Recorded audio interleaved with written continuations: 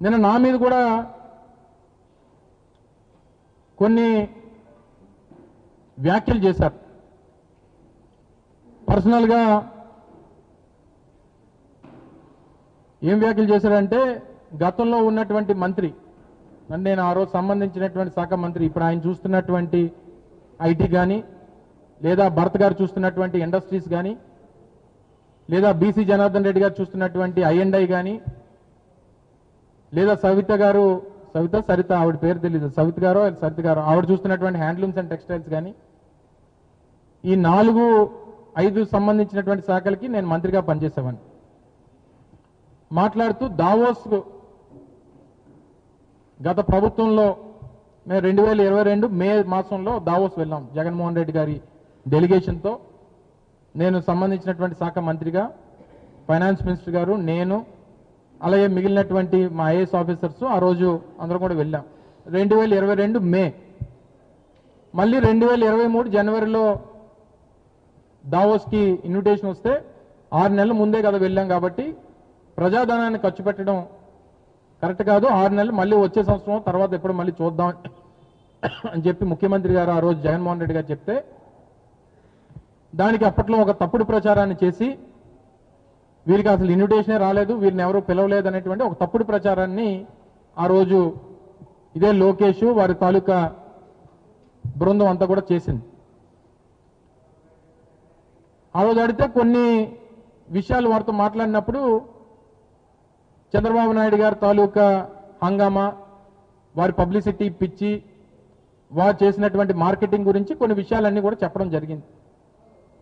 చెప్తే అప్పటి నుంచి నేనేదో దావోస్లో చలిగా ఉంటుంది కాబట్టి మేము వెళ్ళలేదు అనేటువంటి మాట చెప్పినట్టుగా ఒక తప్పుడు ప్రచారాన్ని లోకేష్ వారి తాలూకా భజన బృందం అంతా కూడా చేయడం మొదలుపెట్టింది. నేను ఈరోజు ఛాలెంజ్ చేస్తా ఉన్నా, లోకేష్ వస్తాడో, లేకపోతే వాళ్ళకి మిత్ర బృందం వస్తుందో, లేకపోతే వారు చెప్పినటువంటి వారు వస్తారో, నేను దావోస్ వెళ్ళినప్పుడు అక్కడ చలిగా ఉంటుంది కాబట్టి మేము వెళ్ళట్లేదు అనేటువంటి మాట ఎక్కడన్నా అని ఉంటే, ఎందుకంటే మీరు అందరూ ఆ రోజు ఉన్నారు, నేను నా పత్రికా సమావేశం ఇక్కడ ఉన్నటువంటి వారు చాలా మంది ఉన్నారు, ఎక్కడన్నా అనున్నట్టు చూపిస్తే నేను రాజకీయాల నుంచి మానేస్తాను. ఛాలెంజ్. నేను 40 సంవత్సరాల వయసు, నాకు ఇంకో 20-25 సంవత్సరాలు రాజకీయం చేసేటువంటి అవకాశం ఉంది. ఇదే లోకేష్ ఇదే ప్రపంచ వేదిక మీద, ఇదే జూరిక్లో, డావోస్లో ఏదైతే నిన్న ప్రకటన చేశాడో, నా మీద ఆరోపణ చేశాడో, అది కానీ నిరూపించేటువంటి ఆ శక్తి ఆయనకు ఉంటే, నేను మాట్లాడినట్టుగా ఎక్కడన్నా ఆ విజువల్ చూపిస్తే, నేను మాట్లాడలేదనేటువంటి విజువల్స్ మీ దగ్గర ఉన్నాయి. ఎందుకంటే నేను మాట్లాడిన టోటల్ కంటెంట్ అంతా కూడా మీ రికార్డింగ్స్లో ఈ యూట్యూబ్లో ఎక్కడ కావాలంటే అక్కడ దొరుకుతాయి. నేను ఆ మాట అన్నట్టుగా ఎక్కడన్నా చూపిస్తే, ఈ రోజే చెప్తున్నా, ఈ రోజే నా లాస్ట్ డే రాజకీయాల్లో. నిరూపించకపోతే నువ్వు క్షమాపణ చెప్తావా? నీకు ఆ ధైర్యం ఉందా? సిగ్గు అనిపించట్లేదు నీకు? ఒక ముఖ్యమంత్రి కొడుకుగా ఉండి ఈ ఫేక్ న్యూస్ని, ఈ ఫేక్ వార్తల్ని, లేకపోతే ఈ కట్ కాపీ పేస్ట్ మెటీరియల్ని తీసుకొని వచ్చి తప్పుడు ప్రచారం చేసి నువ్వు దాన్ని రాజకీయంగా లబ్ధి పొందేటువంటి ప్రయత్నం చేస్తావా? సో వీటన్నిటి కూడా త్వరలోనే సమాధానాలు దొరుకుతాయి. మీరు చేసినటువంటి పాపాలు, మీరు చేస్తున్నటువంటి అన్యాయాలు, అక్రమాలు, ప్రజలకు చేస్తున్నటువంటి అన్యాయం అంతా కూడా ఈ 2 సంవత్సరాల్లో ప్రజలు తెలుసుకున్నారు. తప్పకుండా రానటువంటి కాలంలో వీటన్నిటికీ కూడా జవాబు ప్రజలు ఇస్తారనేటువంటి విషయాన్ని మరొకసారి ఈ సందర్భంగా తెలియజేసుకుంటూ, వెళ్ళిన పని చూసుకొని రావాలి. రాష్ట్రం కోసం, రాష్ట్ర భవిష్యత్తు కోసం, రాష్ట్ర అవసరాల కోసం మీరు వెళ్ళినటువంటి పనేంటి, మీరు చేస్తున్నటువంటి పనులేంటి? సో దయచేసి ఇప్పటికన్నా ఈ పనికిమాలిన మాటలు మానేసి, ఈ పనికిమాలిన ఈ ఆరోపణలు మానేసి, మీ గురించి మీరు డప్పు కొట్టుకోవడం మానేసి, మీ గురించి మీరు భజనలు చేసుకోవడం మానేసి, రాష్ట్ర అవసరాలు, రాష్ట్ర ప్రయోజనాలు, రాష్ట్ర పెట్టుబడుల గురించి బుర్రబెట్టమని చెప్పి మరొకసారి ఈ ప్రభుత్వ పెద్దల్ని మీ ద్వారా ఈ సందర్భంగా కోరుతా ఉన్నా. Thank you.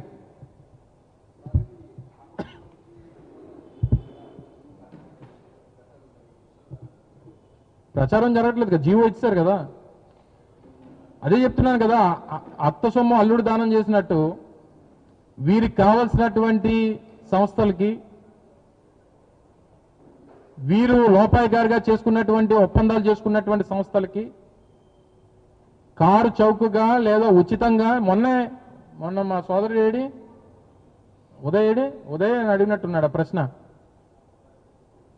సార్ 99 పైసలకి ఇస్తానంటే మొత్తం 99 పైసలకి ఇస్తాను, ఏం చేస్తావు సార్ అని అడుగుతున్నాడు. అంటే ఎవరి సొమ్ము అది? అదేమి ఈరోజు రాష్ట్ర ప్రభుత్వంలోకి చంద్రబాబు నాయుడు గారు రాష్ట్ర ప్రభుత్వంలో ముఖ్యమంత్రిగా ఉంటే చంద్రబాబు నాయుడు గారికి ఈ రాష్ట్రంలో ఆస్తులన్నీ రాసిచ్చేసినట్టు కాదు, లేదా చంద్రబాబు నాయుడు గారి కొడుక్కి ఆ ఆస్తులన్నీ రాసిచ్చినట్టు కాదు. ఆయన ఎవరికి కావాలంటే వారికి దానం చేసుకోవడానికి. అది రాష్ట్ర ప్రజల తాలూకు సొత్తు, ఈ రాష్ట్రం ఈ పబ్లిక్ ప్రాపర్టీ, అది దానికి కస్టోడియన్గా ఉండాల్సినటువంటి అవసరం ఉంది. ఆ రోజు మేము వచ్చినప్పుడు దాన్ని నిబంధనలకు విరుద్ధంగా ఉందని చెప్పి రద్దు చేస్తే కోర్టు ఏమని ఆదేశించింది? నిబంధనలు ఏ రకంగా ఉంటే ఆ రకంగా దాన్ని అలొకేషన్ చేయండి అని చెప్పించింది. దాన్ని పాటించకుండా మన సొంత సంస్థ కాబట్టి మనం ఇచ్చేస్తామనంటే ఇచ్చేస్తే వాళ్ళు ఇచ్చేస్తారు, మేము వచ్చినప్పుడు మేము ఏం చేయాలి మేము చేస్తాం. అది మేము గతంలో మేము చెప్పాం కదా. ఏదన్నా అది నిబంధనలకు విరుద్ధంగా జరిగింది. ఇప్పుడున్నటువంటి ప్రభుత్వం వారికి కావాల్సినటువంటి సంస్థలకి, వారికి కావాల్సినటువంటి యాజమాన్యాలకి, వారికి ఏ రకంగా కావాలో వారి సొంత ఆస్తుల హెరిటేజ్ ఆస్తులు ఇచ్చి మనం హెరిటేజ్ సంస్థలు ఉన్నాయి కదా, ప్రాపర్టీస్ మా బైవరంలో ఉన్నాయి, కసింకోట దగ్గర ఉన్నాయి, 10 ఎకరాలు 30 ఎకరాలు ఉంది, అక్కడ ఇచ్చిమనండి. ఒక 5 ఎకరాలు 10 ఎకరాలు 100 కోట్ల రూపాయలు విలువైనటువంటి భూములు వాల్యూ ఉన్న దగ్గర మీకు నచ్చినట్టుగా ఇచ్చేస్తానని అంటే సమయం వచ్చినప్పుడు నిర్ణయాలు జరుగుతూ ఉంటాయి.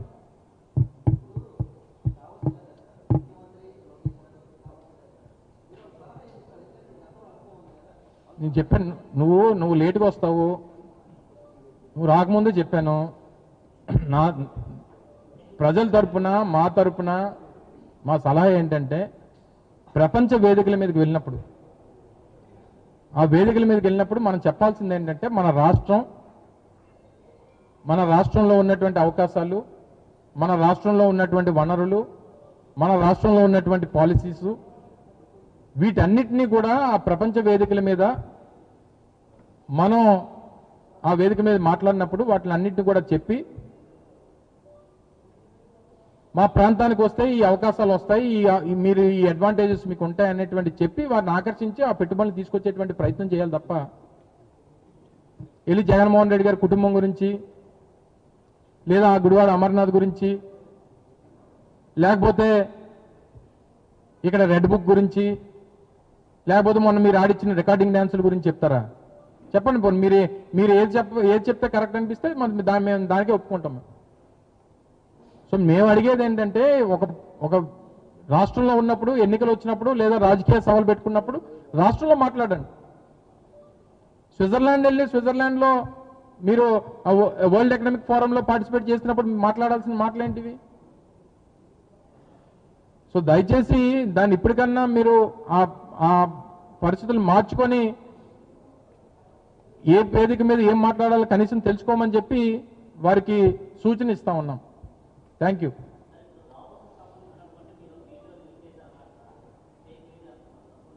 ఫేక్ వీడియో అనట్లేదు, ఫేక్ మాటలు మాట్లాడుతున్నారు. ఆ వీడియో మొత్తం మీరు ప్రదర్శిస్తే, నేను టైం లేదు కానీ మీ అందరికి ప్లే చేసి చూపించేవాడిని. లేదు, వాళ్ళకి ఏ అవసరం లేదు కదా. వాళ్ళ ఇంటెలిజెన్స్ అది అంటే ఆర్టిఫిషియల్ ఇంటెలిజెన్స్, వీళ్ళకి ఏంటంటే ఇంటెలిజెన్స్ ఆర్టిఫిషియల్, ఇది రివర్స్. వీళ్ళు అంటే వీళ్ళకి ఏం లేదు, వీళ్ళకి అంటే కనీసం జ్ఞానం లేనటువంటి వారు. సో అటువంటి వారు ఏది బట్టి మాట్లాడితే దాన్ని పట్టుకొని వెళ్ళి ప్రజల ముందు పెట్టి ప్రజలతో మాట్లాడేటువంటి పరిస్థితి వచ్చారంటే ఎంత అమాయకులో, ఎంత వాళ్ళు ఏమనాలో కూడా తెలియనటువంటి పరిస్థితి. అందుకనే కదా ఛాలెంజ్ చేశాను, చూపించమనండి, ప్రజల ముందు పెట్టమనండి. ప్రజల ముందు పెడితే చెప్తాను కదా, ఈ రోజే నాకు రాజకీయాల్లో ఆఖరి రోజు అని చెప్పాను కదా. ఎందుకంటే పెద్ద ఛాలెంజ్ ఏమి ఉండదు కదా. నేను నాకు 60-65 వచ్చింది అనుకో, వయసు అయిపోయిందిరా బాబు, ఏదైనా మాట్లాడేస్తాను అన్నాను. నాకు 40 సంవత్సరాలు, ఎల్లుండికి 41 వస్తుంది. ఇంకో 20 సంవత్సరాలు రాజకీయం చేయగలను, అంత ఆరోగ్యం అంత బాగుంటే. అంటే 20 సంవత్సరాలు రాజకీయం వదులుకోవడానికి కూడా సిద్ధపడ్డానంటే నా మీద కేవలం తప్పుడు ప్రచారం చేశారు. ఇప్పటికీ ఆ తప్పుడు ప్రచారాన్ని ప్రపంచ వేదికల మీద చేస్తున్నారు అనేటువంటిది మరొకసారి ప్రజల ముందు చెప్పడానికి ఈ ఛాలెంజ్ చేస్తా ఉన్నా. ఛాలెంజ్ రెడీగా ఉన్నా, ఎవరు వస్తారో నేను వెయిట్ చేస్తూ ఉంటాను. Thank you.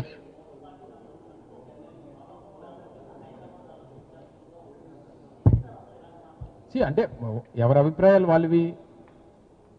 మన సిటీ గ్రో అవ్వాలని అంటే దానికి ఇంటర్నేషనల్ కనెక్టివిటీ అనేటువంటిది ఉండాలి విశాఖపట్నానికి. గతంలో విజన్ విశాఖ డాక్యుమెంట్ ఇచ్చినప్పుడు కూడా జగన్మోహన్ రెడ్డి గారు చెప్పడం జరిగింది.